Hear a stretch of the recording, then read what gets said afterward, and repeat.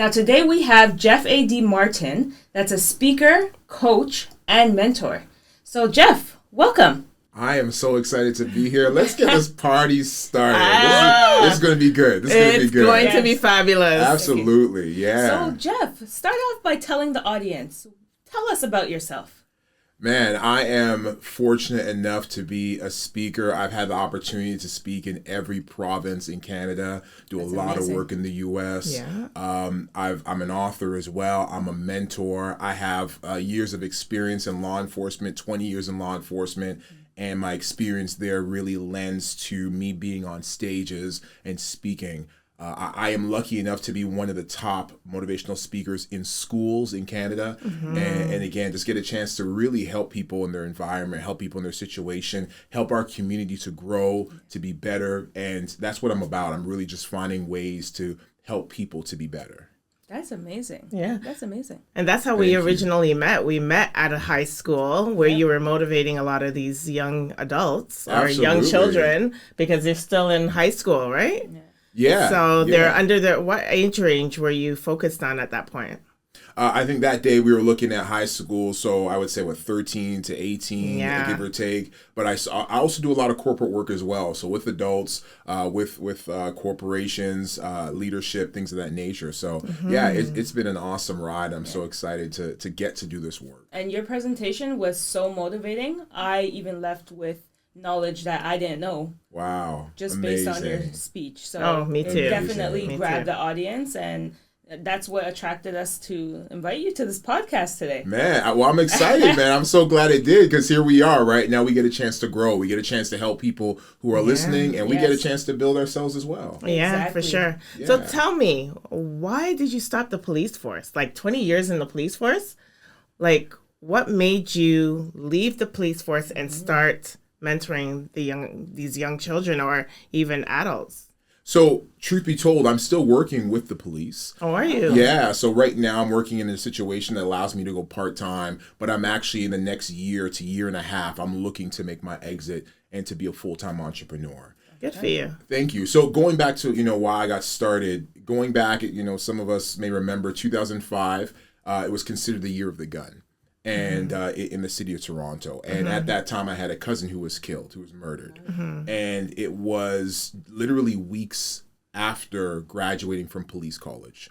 And so it was a struggle for me because I came from a tough neighborhood. Coming from a tough neighborhood, you learn a lot of tough lessons. Right. And one of those lessons that I learned was revenge. And so although I was brand new, this police officer right out of the box is brand new, here this life-changing situation happens to me, and all I saw was red. I wanted to go out there and to find the people who did this to my cousin. Right. And it was through that difficult situation someone came to me and said, Jeff, as difficult as it is for you, you have an opportunity to make a change. And it was through that situation, it was through a lot of thinking, I recognized that I was putting out a lot of energy, negative energy, but it was energy nonetheless. And if I could find a way to mold that energy to help to make a change in our community, then that would be better than going out there and doing something stupid. So of course I could have did something stupid and end up in a prison, and you and I would not be having this conversation. But because I decided to go the route of going to schools and talking to our young people, I thought to myself, maybe I can use this energy to stop a young man who wants to pick up a gun. Maybe I can stop somebody who wants to sell drugs. Maybe I can help a young woman who feels like she has to get pregnant on purpose because she's not getting love at home. So maybe my words can help someone in their environment. And so based on that, I started knocking on school doors and saying, hey, can I come in and speak to your kids? And one school let me in. And from there, just over time, I fell in love with public speaking. I always say that I never set out to be a public speaker. Being a public speaker found me. Because I never wanted to be that guy on stage. I just wanted to make a difference in the community, help our young people. But through that, it has grown and grown. And now I'm speaking all across our country. I'm doing work in the U.S. Last summer, I was in London, England speaking. It's been phenomenal. Amazing. It really has been. Look at that. You're giving me chills right now. That is so great to give back to the community. And you took that negative energy and turned it into positive. And that's hard to do, especially when, like your cousin was killed. That's when people really do feel like to take revenge and, do something bad, and it becomes like a truffle effect. Yeah. So it's nice that you decided to take that stop and be like, how can I make a change instead? and make other people realize that this is wrong. So I love your approach. I realize that, this is bigger than me. Yes. And that's the way I approach this. This really is bigger than me because I'm a kid from the hood. I was very quiet in school. I was a guy who sat in the back because I just didn't want to be seen. And now I'm at this place where I'm speaking on stages. I'm speaking to thousands of young people, thousands of adults in different situations and different stages. I didn't see this for myself.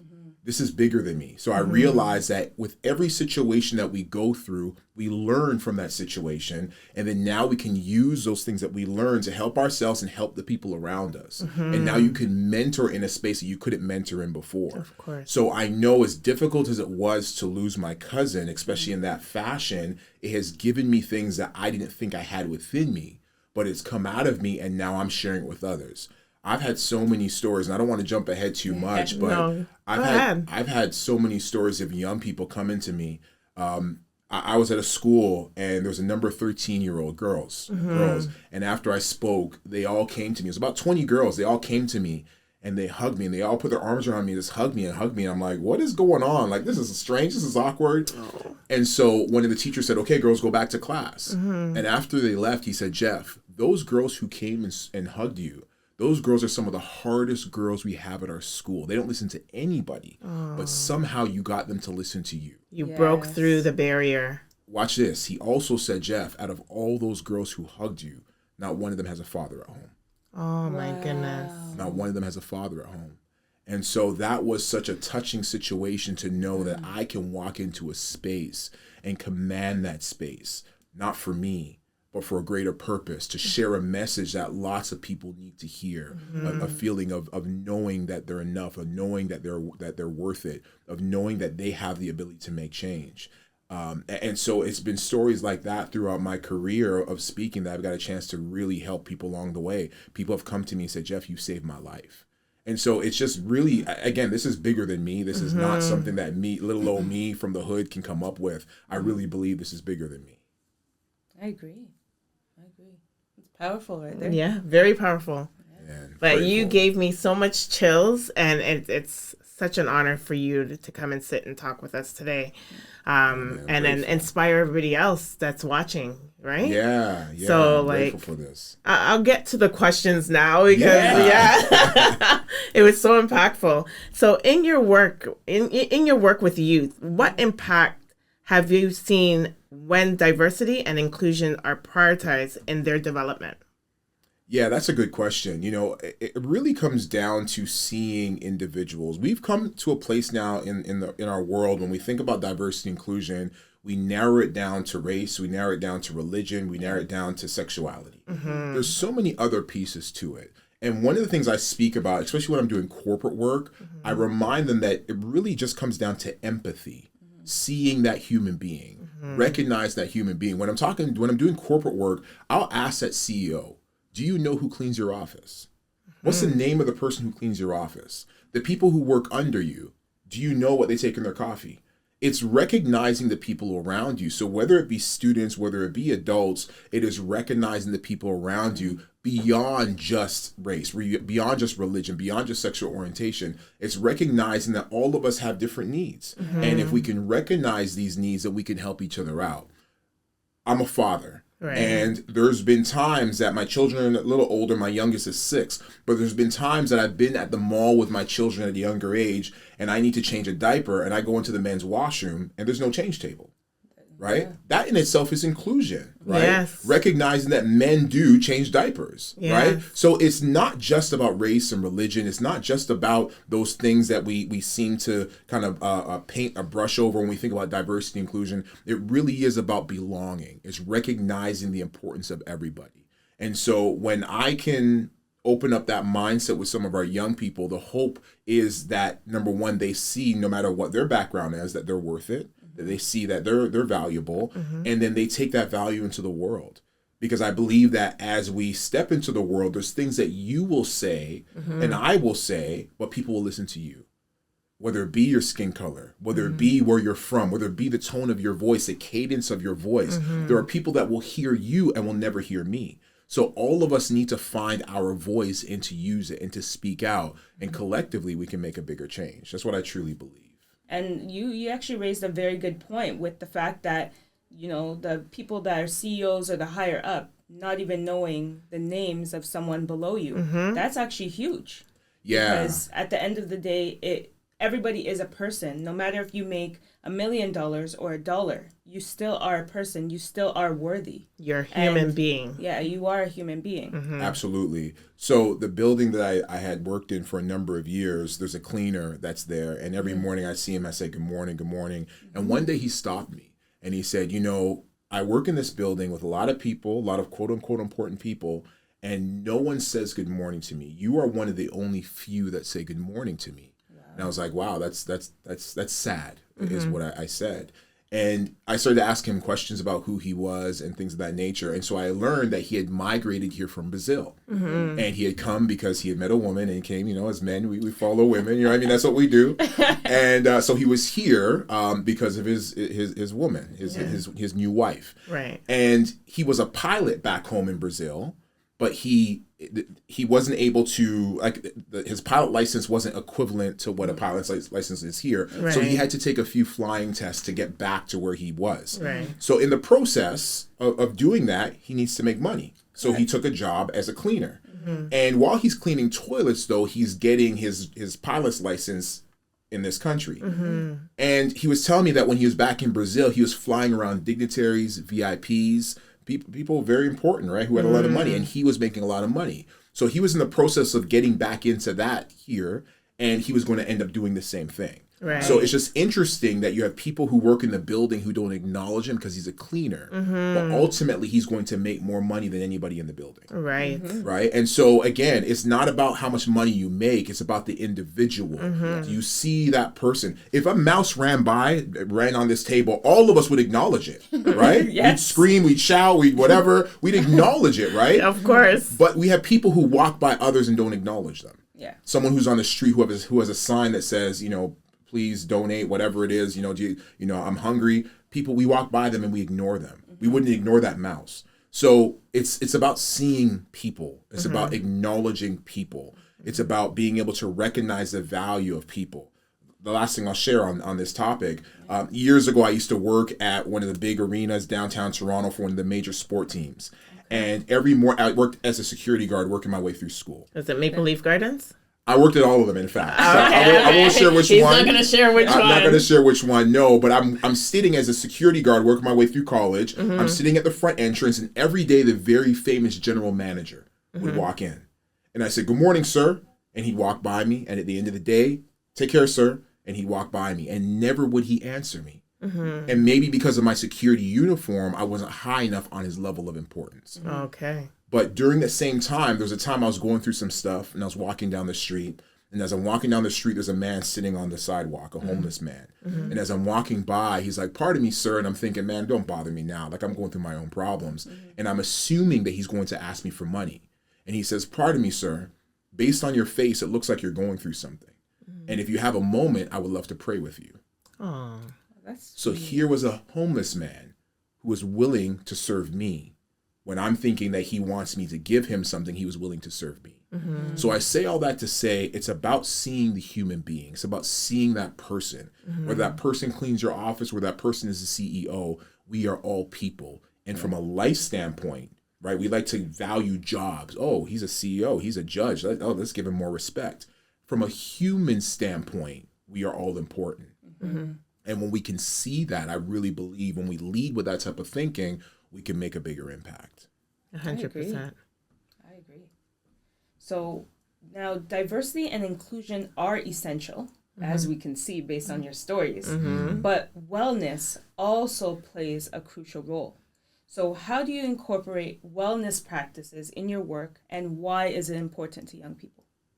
That's a great question. I'm still working on my wellness. I'm always going. I'm always moving. I don't give myself enough breaks, and I know I need to do so. But yeah, I really try to show our young people the importance of wellness.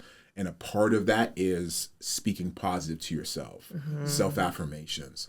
If I came to you on Monday and I said, I don't think you're very smart, And I came to you on Tuesday and I said, yeah, you're certainly not very smart. I came to you on Wednesday. Yeah, you proved to me you are not very smart. Thursday, Friday, if I come to you so many days in a row, what is it that you might start to think? You're not smart. You're not very smart. Yeah. Now, this is the thing. If somebody did this to you in real life, there's a good chance after the second or third day, you mean by like, get away from me. Like you're trying to distance yourselves from them. Mm-hmm. But oftentimes those voices don't come from outside. Mm-hmm. Oftentimes those voices come from within. Mm-hmm. Jeff, you're not very smart. Jeff, you're not good enough. Jeff, you're not good looking enough. Jeff, you're not valuable. And we start to play these voices in our head, and these become the default of the way we think. And oftentimes this can come from society. It comes from family. It can come from, so we default into thinking negative thoughts. Mm-hmm. So if we can counteract with those negative thoughts with positive thoughts, then I think that really helps with our well-being.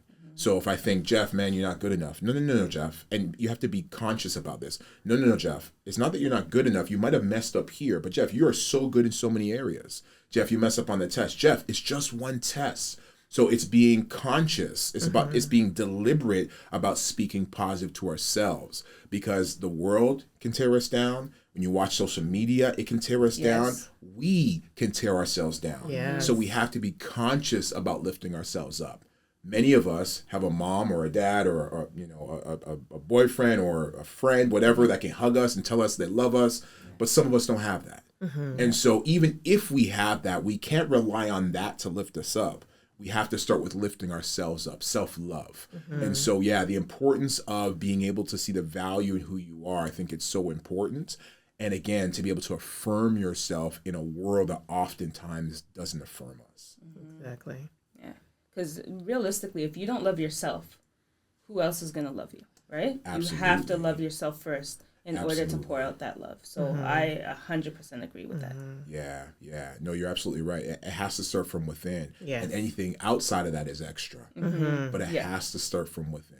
Because when we can find that self-love, that's what makes us stand taller. Mm-hmm. That's what makes us speak out. Even the days that our voice quivers, our voice shakes, the days that we are nervous, the days we don't believe in ourselves, that counteracting voice will tell us, no, you stand up for yourself. Mm-hmm. You go out there and you do that podcast. You write that book. Yeah, people are going to laugh. People are going to joke. People are going to point. People are going to judge you. But guess what? When you create that podcast, that book, that thing that you want to do, that video that you want to do, although you're going to have laughter, although you're going to have people making fun of you, you're also going to shift somebody's thinking. You're also going to save somebody's life. So go out there and do that thing and make that difference and not worry about what someone else has to say. Exactly. So to do that, we have to believe in ourselves. 100%. 100%. Yeah. I am a big believer in that. I don't care what anybody else has to say. I just focus on me and me alone, and then everybody else will come along after. Absolutely. I've been thinking about this for a while. We really aren't that important. We're really not that important. We think we are. We allow our egos to get the best of us. but when it's all said and done, at some point in time, we will all leave this world, and new people will come along, and they may know our name or they may not. But as time goes on, our name slowly slips away. But I believe it's not about having your name in lights. It's about the impact that you've made and allowing that to remain. So, for example, I don't know who created the table. I don't know who created a drinking glass. And if we Google some of these things, you might find names that go with them. But for the most part, I don't know who invented a pen. At some point in time, someone said, I'm going to make a chair, right? I don't know who made the chair, but because they made the chair, we have benefited from the chair. We benefited from the table. We benefited from a pen. I don't know the names of these people. So for me, it's not about our names being in lights. It's about leaving a legacy, leaving something behind that others can benefit from, right? I was telling someone the other day, when I was growing up, I remember people would talk about Elvis, and I spotted Elvis, and Elvis was here and Elvis was there, and you hear the same thing about Tupac. But as I get older, I hear less people talking about Elvis. Yeah. Because those who were around when Elvis was around before my time, they're slowly moving on and passing away. Yeah. At some point in time, nobody will know who Elvis is. At some point in time, nobody will know who Drake is. Nobody will know who LeBron James is. Most kids today who watch the NBA have never seen Michael Jordan play. I have never seen Wilt Chamberlain play, but I know he's one of the greats to do it because we could see the video. But as time goes on, their names become irrelevant because there's new people that take over. So when it's all said and done, we may allow our egos to shine, and I'm a big CEO. At the end of the day, none of us are that important. So if we recognize that none of us are really that important, then we have to shine while we're here, despite people laughing at you, despite the criticism, despite the fear, despite, whatever people want to say about us, because our time is limited. So with this little time that we have, knowing that we come and we go, you got to shine. With that little time you have, we have to shine. We have to show the world our greatness. We have to show the world what God has given us. Because when it's all said and done, we move on. And they may not know our names. I don't know if you know the name of your grandfather, your great-grandmother, your great-great-grand. At some point in time, even family, we don't know their name. That's true. But they've contributed to who we are now. I may speak like my great-great-great-great-grandfather and don't even know it. Exactly. But because of what he was able to do, what my great-great-grandmother was able to do, it has contributed. It's passed through my bloodline. So I get to sit here and do the things I'm doing because of what they did, whether I know their names or not. So at the end of the day, I believe that none of us are really that important. But because we recognize that, then it's time to shine. It's time to show the world who you are, because at some point in time, this will all end. And what's left behind is what you've done. The podcast, the business you've done, the books you've done, whatever it is, you pass that on to people beyond you. They benefit from it as we benefit from the person who's created the desk, the chair. But that's what it's about, giving your gifts to the world. That's what I believe anyway. That's a different way of thinking of it, to be honest. But very powerful. But it's very powerful, because even just like you said, like someone as famous as Drake, down the lines, you know what I mean? There's going to be someone else like him that takes his spot. Yeah. Right? Yeah. And it doesn't mean it's going to be 50 years. It might be 200 years down the line, but down the line, we're not going to be known. Absolutely. So, you know what's so funny? And if it's okay, we just kind of keep talking. Yeah, go ahead. Right now, you see on social media Usher and the concerts that Usher's been doing. Yes. Usher's been breaking up relationships, you know what I mean? Which is crazy. I've been seeing that. It's been nuts, right? And I was watching a video not too long ago about Teddy Pendergrass. And Teddy Pendergrass. Do you know who he is? No, actually, I don't. There we go. That's what I'm talking about. Absolutely. I don't know who Teddy Pendergrass. What is he? Teddy Pendergrass was a singer. Who was, you talk about Usher with his sexuality. Teddy Pendergrass was on another level. And my man would be in concerts. Yes, I do. Okay. I've seen video. He's in concerts doing his thing, and he sees a married couple, and he says to the woman, "Come here," and he kisses her. In front of them, like he was on a different level. That's worse than Usher. Usher's just dancing. My man was the cherries. Don't forget the cherries. Yeah, that's right. Yeah, but kissing is a different level. Right. My man was in front of the husband. My man was on a different level. The world now doesn't know who Teddy Pendergrass is. Right? You don't know who Teddy Pendergrass is. The younger generation. They don't know who they are. Very famous. And I grew up because mom and dad always was playing his songs and stuff like that. I grew up on it because of my parents. But I didn't play that music for you.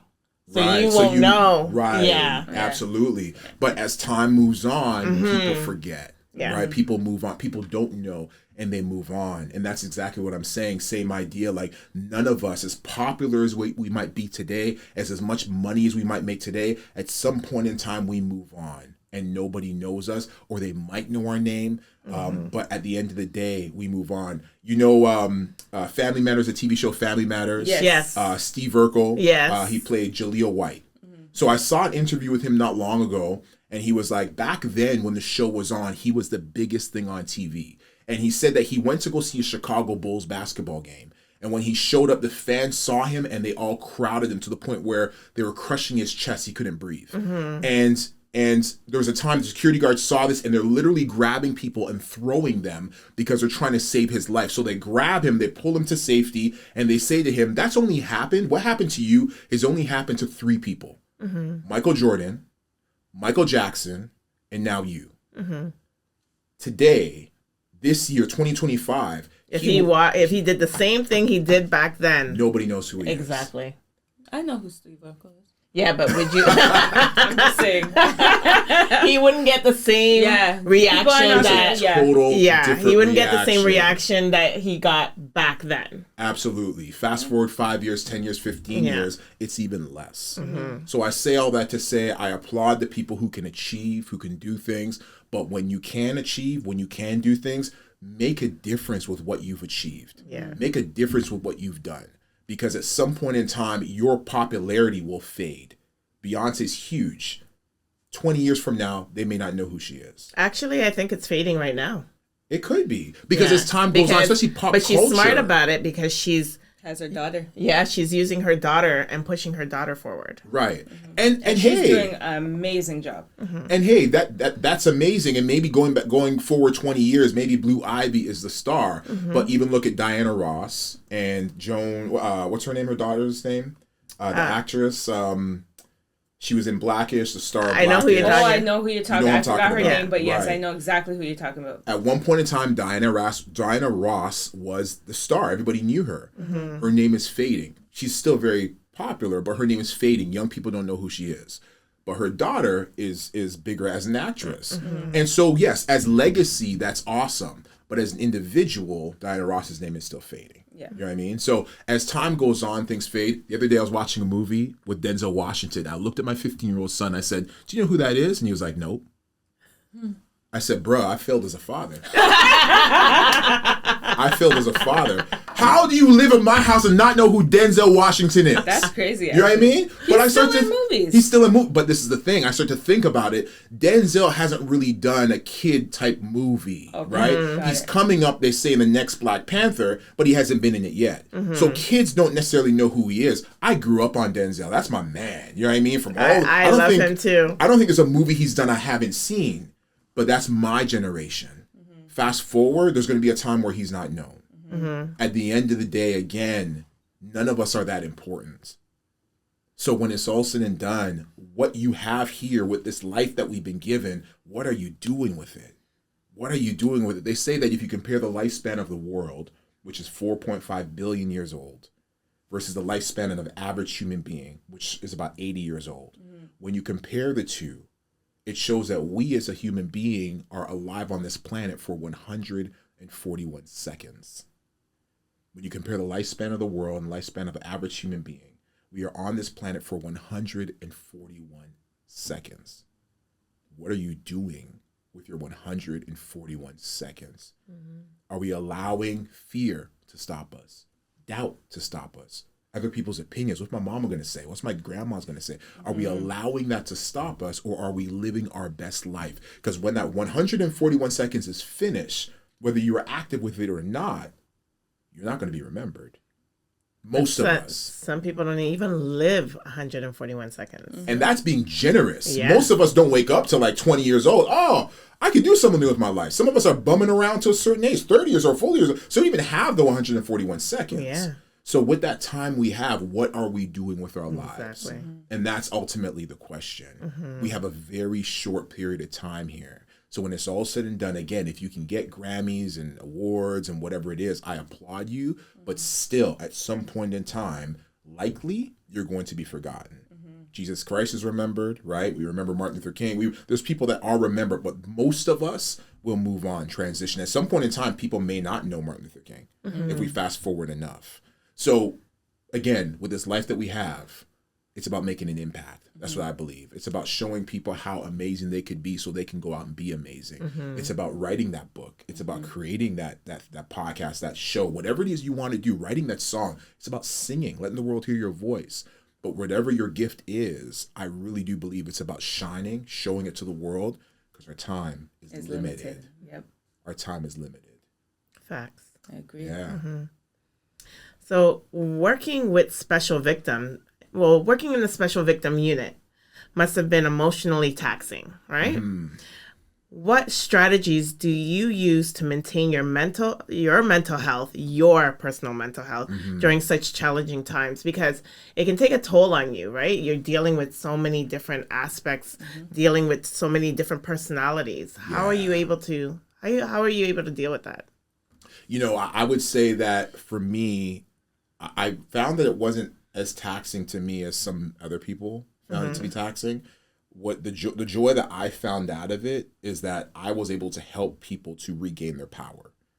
When someone is a victim of something, especially something as difficult as a sexual assault, in that moment, it feels like you've lost your power. I want to remind people that that power is still within them. And I want them to regain that power. And regardless of what takes place in court, regardless of if there's a guilty or not guilty, that's not where your power is. Your power is within. And helping them to gain their power back. For me, that was one of the most powerful things I was able to do, regardless of how difficult the situation was that they went through, to show them that the power is still within them. And then, like I spoke about earlier with me, you have this energy, but what are you going to do with it? Right. You can go out there and you could shoot up an entire block, or you can take that energy and find a way to make an impact. You can go out there and speak to other people. You can start a all girls club. You can, whatever it is that, really speaks to your heart. But I really do believe, again, going back to what I spoke about, finding your own way to make an impact. So for me, it wasn't that taxing to me. As difficult as some of the things were, it wasn't something that really, it wasn't much of a burden on me, because the reward for me was, okay, here is somebody who needs help. How can I help them? How can I serve them? How can I get them to see that the power they've always had, they felt they lost it in that moment, but it's still in there. And it was trying to come up with different and creative ideas to show them that that power is there. Because you work with so many different families and situations, what has affected you the most? Like, give us a scenario, a story of a situation that's really impacted you, and how did you deal with it? Yeah, so I'll share one, and I can share this because I've spoken to the woman who's involved, and she is okay with me sharing this. Perfect. So there's a case where this young woman, she was underage, and she got an ID from her sibling, and she went to a nightclub, and she started to drink probably for the first time, and she met some guy in the club, and he said, let's leave and go back to my place. She's like, sure. So she jumps into his car, but all his buddies jump in as well. And so they go back to his place, and she's been drinking, so she's not really aware of where she is. She ends up having sexual intercourse with this guy. He ends up leaving the room, and then his friends all come in. And so they end up sexually assaulting her. They ended up taking her when it was all done. They took her to a corner, said that they're going to go and buy coffee. And so they all came out of the car. And as they were walking to the coffee shop, all the guys ran back into the car and took off and left her standing there. So she didn't know what she was going to do. And this is before, she had a cell phone. She was trying to call people. She couldn't really, this was before Uber. So she didn't call an Uber or anything. Right. And while she was kind of figuring out how she's going to get home, another car pulled up, and the two guys in the car like, hey, you okay? And she's like, I've just had the worst night of my life. I just need to get home. They're like, okay, well, we can help you if you want to jump in the car. And so she jumped in the car, and the car took off. And those two guys didn't take her home. They took her to a forest area, and they ended up sexually assaulting her. Jesus. Yeah. And so she was ultimately able to get home. And so she was multiple individuals had sexually assaulted her. And I share that story because that has to be a nightmare's nightmare, right? But when you speak to her, she is so full of power. She's so full of joy. She's bubbly. You would never know by looking at her what she's been through. And I know people who have been through a lot less, and I'm not here to judge, but I know people who have been through a lot less, and that thing that holds them back, they can't hold on a job, they can't hold on a relationship. They're struggling in life for the rest of their life. Somehow she's been able to gather it all together and go forward.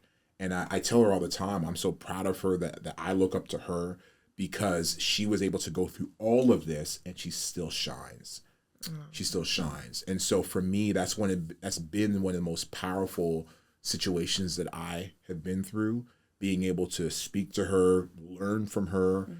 She is resilient despite the situation that happened to her. And she recognized that it's a situation, but that situation does not define her. Exactly. Yeah. And that's a what powerful woman right there. Yeah. That's what many of us have to realize. Regardless of what we're going through, that situation does not define you.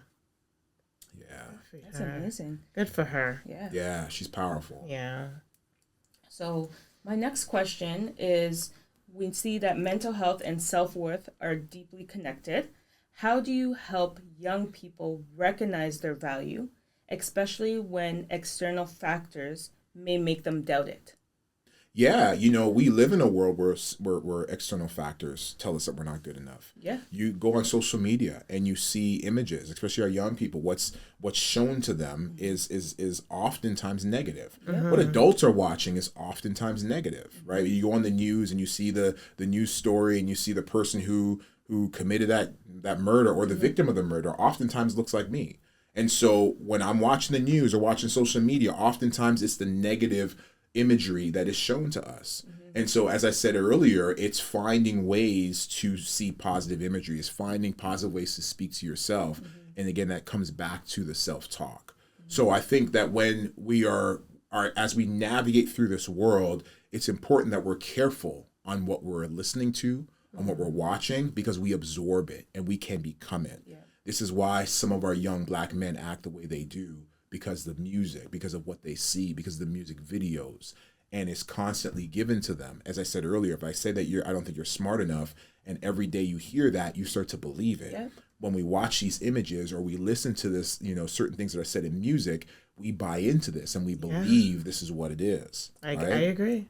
I share this story. I was listening to someone speak once, and he said, I went to a radio station, and I'm paraphrasing, but he said, I went to a radio station, and I said to them, listen, I got all this new songs right here. You're going to love it. Like fresh beat. You're going to love it, the way I rap, the way I do things. But these songs here are about me killing animals. Will you play it? And they're like, no, why would we play that? He's like, okay, don't worry about those songs right here. Here, I have another set of songs. Ooh, you're going to love it. The beat is so fresh, the way I flow on it. But here, I'm talking about hurting children. Will you play these songs? They're like, no. So he's like, okay, so you won't play the songs about me hurting animals. You won't play the songs about me hurting children. Then why is it that every song that's played on the radio is about young Black men killing young Black men? Why is all the songs that are marketed to someone who looks like me, the songs that get the most ratings, the songs that win all the Grammys, the songs that are played on the Super Bowl, the songs that are constantly played and get the most streams, they glorify gang violence. They glorify, speaking badly against women. They glorify gun violence. They glorify gang activity. And these songs are marketed to me. They're marketed to my children. The last time I checked, Taylor Swift, does she talk about gang violence? Nothing. Last It's time all I checked? positive. No. Billie Eilish? Yeah. Yeah? Talk about gun violence? No. Not last time I checked. What's her name? Miley Cyrus? Cyrus? Oh. Last time I checked, I don't think she talks down, or I don't think she has her butt out the door to show our young women to look like that. The last time I checked. Maybe she does, but last time I checked, I haven't seen it. So oftentimes the things that are marketed to us, the music that is played in our ear over and over and over again, we don't realize the impact that it can have. Sometimes when I go into these schools, go ahead. Such a difference from even like programs. Before, back in the days, we had like a lot of family-oriented programs like The Cosby Show and Different Strokes. And so all of that was family-oriented. And I guess they don't like that. They don't like to see families together. Right? Things have shifted. Things have changed. Shifted, all right. And it's the people who are making money behind the scenes. What they present on television now is night and day. Yeah. Not what I grew up with. Absolutely. Yeah. So we have young girls now who should be saving for college, but they're saving for a BBL. Yeah. Yeah. When they should be saving for college or saving for a BBL. Because this is the music that tells them you need to have a big old butt in order to be accepted. And so along the line, somewhere when this music is being created, oftentimes it's not being created by the people who are listening to it. It's being created by somebody else who's gaining the money from that. So it's important that we are careful with the music, with the things we watch, with the imagery, because it can play into our thinking. I say this to some of our young people. I say, we're going to go to a party. What songs do you play? And they tell me they're going to play this song and that song. They tell me the artist is telling me the song. I'm like, perfect. I love it. Okay, so let's do that. Now, you and I are going to do a drive-by shooting. What songs do you play? And oftentimes, it's the same songs that they would play to get ready to go to a party that they would also play for a drive-by shooting, because it's very similar language that's said in these songs. Now, I'm not here to come down on hip-hop or want to be that old man who talks about, because I grew up on Jay-Z. I grew up on Snoop Dogg. I grew up on Biggie. But listen, man, like, you know, if we can be honest here, Snoop Dogg would say, "We don't love them hoes." And so as a young man, I was walking around trying to take something from our young woman I had no business trying to take. Because my music told me that's what was it was okay. It was okay. It was okay. Yeah. Wow. And so it's really important that we recognize what is being played. I got 3 young kings at home. My oldest is 15. And I'm battling against this music that he's listening to like everybody else is listening to. Because we, as a young age, you're like, "Oh, I love this," and your friends love it, and so you just dive into it. But it's not till later on we realize the damage that it can do. But is it only the music that you're battling against, or is it the streets? Is it the community, the society? I think it's all of everything. that. As a father, it's all of that. Yeah. Absolutely it is. And so again, I don't want to just come down on music. Peer but pressure. Music, yeah. Everything. It's everything. And it's trying to ensure that all the lessons I've given him, that he is going to abide by those as he goes along in life. So as my children, the ones that are younger, my youngest is 6, is fathering. But as I get older, my oldest is 15 now, it's less fathering and more mentoring. And eventually when he gets to 20, 25, then it's, again, mentoring. But it really is just trying to find that, to give him all the lessons he needs. So as he navigates through this world that is often not kind, the world that will often give you messages about yourself before you even know who you are, it's trying to give him those lessons so he can become that young man that I know he can become. Good for you. Thank you. Good for you. So what do you believe is the most important thing for young people to understand about their self-worth? And how do you instill that in your mentorship? Yeah, that's a great question. So it really comes down to recognizing that you are worth it and you are enough exactly where you are. You don't have to go and get something installed in you to be better, like a computer, you upload something. No, what you already need in the future is already there, but it's up to you to dig it out. Amen. I often say, when you see Kevin Hart, we see Kevin Hart at his height. Kevin Hart's considered one of the best comedians in the world right now. But there was a time, I'm sure, that when Kevin Hart went on stage, he got booed. Maybe his jokes didn't land. Maybe he was terrible. But we don't see that person. We see Beyonce at her finest, at her queenness right now, but we didn't know Beyonce when maybe she went on stage and her voice cracked. We didn't see that side of her. So it's recognizing that all of them, even at a younger age, if Kevin Hart did get booed, if whoever it is, if LeBron James wasn't a good basketball player as a kid, it's recognizing that they had the greatness that we see now already in them at 5, 6, and 7 years old. So when we're talking to young people, having them recognize that although we live in a world where people want things now, I want to be a millionaire now, I want to drive that car now, it takes time to build. But I promise you, when you stay at it, you will get to where you want to go. Yes, you will. Most people don't have the determination. Most people don't have what it takes to get to where they want to go because they're not willing to put in the work now. Everybody wants that body, that strong body, but you got to go to the gym every single day, right? You want to be a great speaker. You got to work on your speech every single day. LeBron James in the gym every single day. We want to be in the NBA, but we don't want to do what it takes to get to the there. NBA. Yeah. Most people don't have that type of discipline. So I always tell my mentees, if you have a dream, something you want to do, then work on it every single day. I'm talking about your birthday. I'm talking about Mother's Day. And it doesn't mean you have to spend all this time doing it. Some days you're reading a page. Some days you're reading a chapter. But it's doing something every day to get to where it is you want to go. Because most people will sleep in. Most people like sleep rather than working. Most people would rather not put in the time. Most people want to party more than they put in the effort into what they want to do. Exactly. So you get up and you do one push-up. If you got a busy day and all you have time for is one push-up, do one push-up. But that's one push-up closer to getting that body that you want for yourself. So every single day it's about putting in some type of work to get you to where you want to go. That's a great message. Love that. Yeah, I truly believe it. And I'm a living testimony. I said to myself, I want to be one of the best speakers in Canada. And so to do that, I can't sleep in. Like to do that, I can't bum around. Like to do that, I got to put in the work. And because I've put in the work and continue to put in the work, I'm one of the highest book speakers in Canada right now in the educational spaces. I'm stepping now into the corporate spaces. They better watch out. Oh, yeah.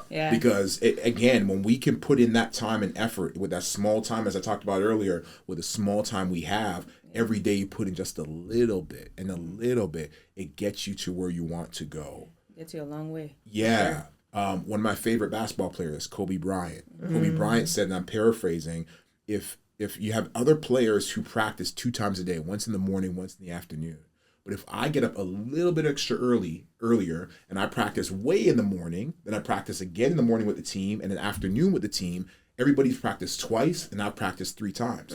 If I do this 7 days in a row, I'll have 7 extra practices more than the average player. 30 days in a row, I have 30 more practices than the average player. At some point, you're bound to get better because you're practicing. If players say, wow, Kobe's getting really good, what's he doing? Oh, I heard he's practicing 1 extra time a day. Okay, perfect, I'm going to do that. But by the time they see that, you have 200, 500, 700 practices under your belt by just doing 1 extra a day. So it's about putting in that extra work that the average person is not willing to do. If we can do those things, then we can achieve that dream, that goal, whatever it is that you want for yourself. That's a great message, especially for the youths out there. Yeah. Because you are right. At the end of the day, you know, they start something and they expect to see results a day, 2 days, a week later. Yes. But sometimes it might take a year, 2 years, but just doing that one little thing to see that progress every day is what really helps. And Absolutely. I do agree. Yeah. I agree. It's building up over time. Yeah, it's not going to come overnight for most of us. For some of us, maybe, but for most of us, it won't. You have to build over time. Yeah. And one message that I've always resonated with is like, Rome was never built in a day. Yeah. Right? Yes. And that's the same thing that goes with anything that you're passionate about. It's not going to build in a day. Yeah. You have to continue at it, and you have to basically take it one bite at a time. So, Absolutely. Yeah. Wholeheartedly agree. Yeah. So my next question for you is, as a mentor and a father, how do you balance these roles? How do they influence the way you guide others? That's a great question. Being a father is one of the toughest jobs I've ever had. You know, I always tell my children when they have a birthday. So again, my oldest is 15. On his 15th birthday, as I told them with every other birthday, I say to him, I've never parented a 15-year-old before. And so I'm going to make mistakes. There's going to be times that daddy messes up. And even if it's one of my younger kids, I've never parented a child that's, say, 12 and another child in the older age. I've never done this dynamic before. I'm going to mess up. There's days I'm going to come home and I'm going to be cranky not because of you, but what happened to me in the world. If there's things that I've done, call me out on it. If there's things that I'm messing up on, call me out on it, because I want to be the best father I can for you. Does that mean I'm not going to make mistakes? I will, but I think it's important that I let them know that, because I want them to know that they too can make mistakes, as we all do. Our children will always see us as, I say, like Superman. No matter what you do, your children will always see you, especially at a younger age. There's nothing, my 6-year-old, I can't do anything wrong. I could turn him upside down and throw him off the roof. Daddy, that was fun. Like, there's nothing wrong I can do with my 6-year-old, right? Yeah. He sees me as Superman. Even if I'm the one that messed up, he's thinking, it's got to be me. Like, he sees me as Superman. But what I want my children to know is that I'm also Clark Kent.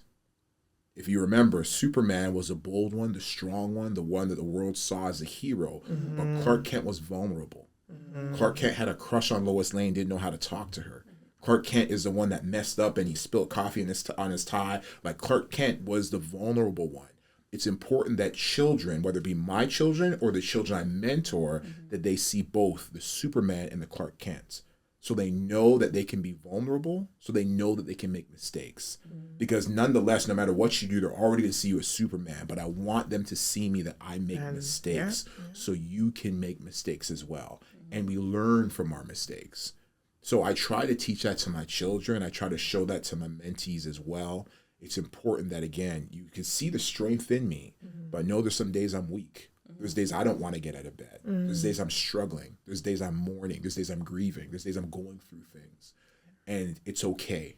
It's okay to do that, because It that is okay. in itself is being a man. That in itself is being human. It's okay to cry. It's okay to go through grief. It's okay to be sad, because that's a part of the experience that we have here on this planet. It's part of life. It is a part of life, yes. And you don't have to be hard, like, again, the images we see that you're not supposed to cry, you're not supposed to. No. You're allowed to feel. You're allowed to feel sad. You're allowed, some days I don't want to get out of bed. You're allowed to feel these things. You're human. We are human. You are human. Absolutely. Yeah. So it's important to show our kids this. I think it really is. Yeah, that's great. So what role, this is similar to the question that was asked before, but what role does fatherhood play in shaping your approach to mentorship, especially for young men in the community? Yeah. So this one's more catered not just to your sons, but to the community. Yeah. I take this role so seriously as a speaker, as a mentor. A friend of mine years ago said to me, she said, Jeff, how many kids do you have? And at the time I had 2. I have 3 now. She said, how many kids do you have? And I said, I have 2. She goes, no, you don't have 2 kids. She said, you have hundreds of kids. I said, who you been talking to? What you talking about? Who do you know that I don't know? What are you talking about? Yes. And she's like, no. She said, Jeff, every time you step on stage, every time you're speaking to some young person, even some old person, even every time you spit some type of knowledge or wisdom, or you speak words of life into them, those are your children. Exactly. And you're giving them things that perhaps they didn't get at home. Perhaps they did get it home and you're reinforcing it. Perhaps they've heard it 100 times and you said it the 101st time and now they're capturing it. But every time you speak, those are your children. And I was like, wow, I get it. And it was around that time, thinking about that, I said to myself that this is not a joke. I know a lot of different speakers and presenters and people who are doing different things and teachers, and some people are doing it for the paycheck. Some people are doing it for the limelight, trying to get likes and things of that nature. For me, this is life and death. It's life and death. Again, as I've had people come to me and say, Jeff, I had this one young woman, I was speaking in Niagara Falls at a conference, and a young woman came to me, tears in her eyes, and she said, Jeff, you saved my life tonight. You saved my life tonight. So that means that I got up that morning not knowing what the world had in store for me. I don't remember specifically what that morning looked like for me, but I could have had my own problems. I could have had my own stresses, but I made my way to that venue. I went on that stage. I gave it my all because I'm intentional. I'm not there for the paycheck. I'm not there for the likes. I'm not there for the social media followings. I'm there intentionally because I know that somebody in the audience needs to hear what I have to say. And perhaps that is the only time I'll cross their path. And because I did on that day, that young woman came to me and said, you saved my life. If I decided not to do it, if I decided to not walk in my purpose, if I decided not to show up, where would she be today? And again, this is not about me. This is bigger than me. I don't have the skills and abilities to do this on my own. But somehow I crossed her path on that day, and she said to me, Jeff, you saved my life. And that was maybe about 2 or 3 years ago. And she constantly reaches out. We keep in touch. I'm like, hey, how you doing? You know what I mean? And I have conversations like this with a lot of people because because of what I've shared, because of what I'm able to do on stage, they're able to entrust in me. And so we maintain this relationship, and it allows me to check in on them. They check in on me. You know what I mean? When I'm going through stuff, I lost my mom earlier this year. I have people hey, just checking in on you. I have people who I've met once in my life who we have a social media relationship. I've met them once in my life at a conference or some school I spoke at, and they gave me more love about my mom passing away than some family members did. And by the way, our condolences to you. Thank you. And your family. Thank you very much. But it's just funny how the world works. So as I pour into people, there are people who are pouring into me, and it comes from places that sometimes are very much unexpected, because I'm getting some love from some of these kids that I would never expect to get. But as from a human standpoint, they see that, okay, Jeff is hurting at this point. As I've seen in the past, they're hurting at this point. Let me check on them, see how they're doing. And they did the same for me. So from a mentoring standpoint, again, I think it's so important to recognize that, again, for me, it's not about me. It's bigger than me. And so it's about pouring into these people any way that I'm able to. Yeah, that's great. Basically, mentoring is creating a lasting impact.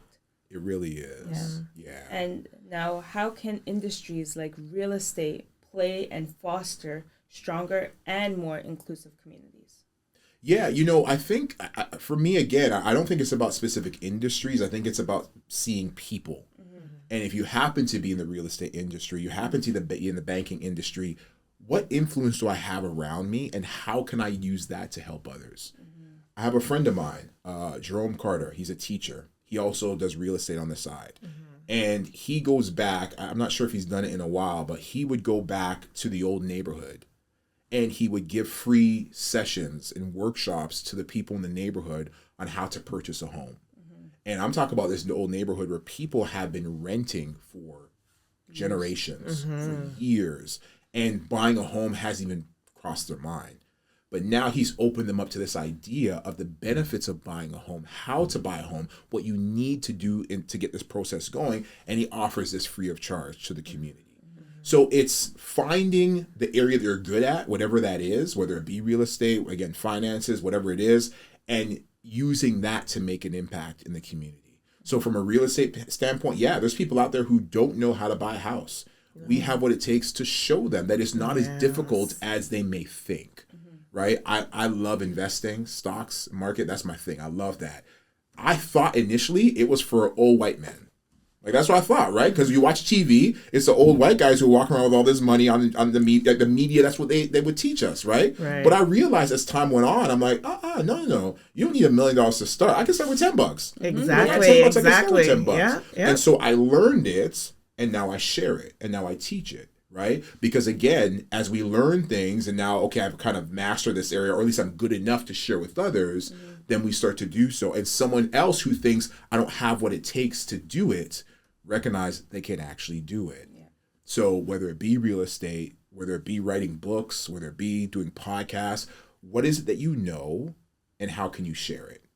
And I do believe the more you share it, you can help others. But I believe you can also monetize it as well, right? So you have a course. Listen, this course, it took me a long time to put it together. I'm just going to start out by doing $10 a person, right? And you start out very small. Maybe you're not making much money. Maybe you are, whatever. But then you grow it. Maybe the price goes up. Maybe you get more people in the room. So now you have more people that pay for it.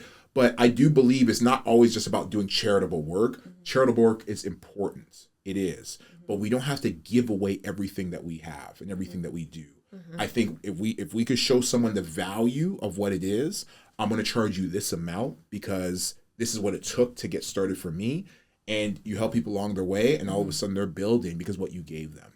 So again, I think from any market that you might be good at, it really is about seeing people first and then seeing the skills, what you're good at, and how you can use those skills to help other people.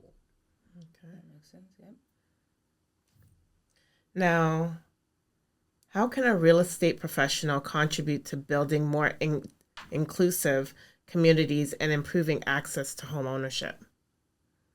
That's a great question. That's a great question. Yeah. And I think ideally I would tie it into what I just said. Okay. Yeah. I think ideally what I would say is, again, recognizing that, again, all of us have different skills in different areas.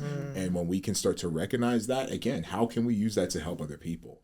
How can we use that to make an impact on other people? Because again, we get all these skills, these degrees, these PhDs. I'm a triple doctor. I'm all these things. And then at some point, your heart stops and you die. And all that stuff means nothing. So while we're alive, how can you use it to help other people? How can you make an impact with all those accolades or that $1 trillion you have in your bank account? What are we able to do with the things that we've accumulated, and how can we help to flow that down to others? So that could be knowledge, that could be money, that could be education, whatever it is. But being able to share that gift that you've been given with the rest of the world in your own special way. And that's what it comes down to. So again, whether it be real estate or something else, it's finding ways to give back to others so they have an opportunity to build as well. Agreed. And hopefully this podcast is going to also help build with others, because you gave some powerful insights that, a lot of people need to hear. Sometimes you just need to hear it. Yeah, right? For sure. Sometimes you know, but you don't know. Yeah. Right? Yeah. And keeping it real is the best thing. I like the way you were just very authentic. And, well, you are an authentic person, period. Thank you. For your energy and your like authenticity. You can feel it when you're talking. Exactly. Thank you. And I hope everybody else felt it too, because I had goosebumps when you were talking. Yeah. The stories that you're mentioning. Oh man. Yeah. I'm grateful.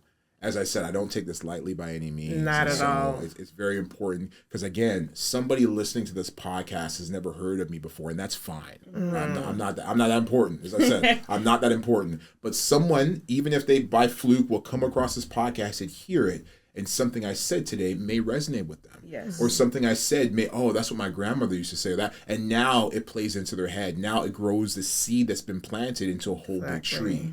So, again, I don't take any of this lightly. I know that, again, life is so short. Tomorrow could be my last, or, 50 years from now. I don't know.